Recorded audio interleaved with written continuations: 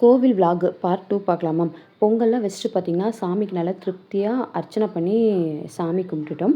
நாங்க போகும்போது கொஞ்சம் சன்னதி வந்துட்டு ஃப்ரீயா இருந்ததுனால, நல்லா நின்னு சாமிய பார்த்துட்டுருந்தோம். அதுக்கப்புறம் ஒரு 12 மணி பூஜைக்கு பார்த்தீங்கன்னா தான் ஒவ்வொருத்தரா வர ஆரம்பிச்சாங்க. கொஞ்சம் ரஷ்ஷா இருந்த மாரி இருந்துச்சு.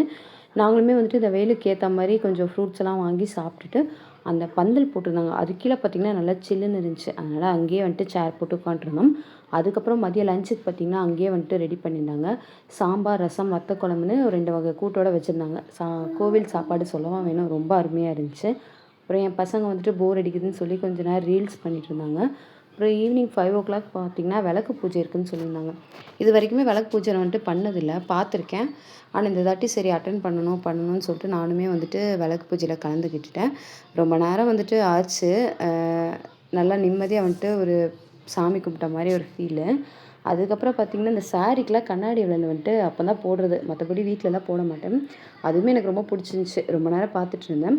அப்புறம் பார்த்தீங்கன்னா, விளக்கு பூஜை ஒரு 9:00 முடிஞ்சதுக்கப்புறம் நைட்டு டின்னருமே வந்துட்டு அங்கேயே ரெடி பண்ணியிருந்தாங்க. அதையுமே சாப்பிட்டாச்சு.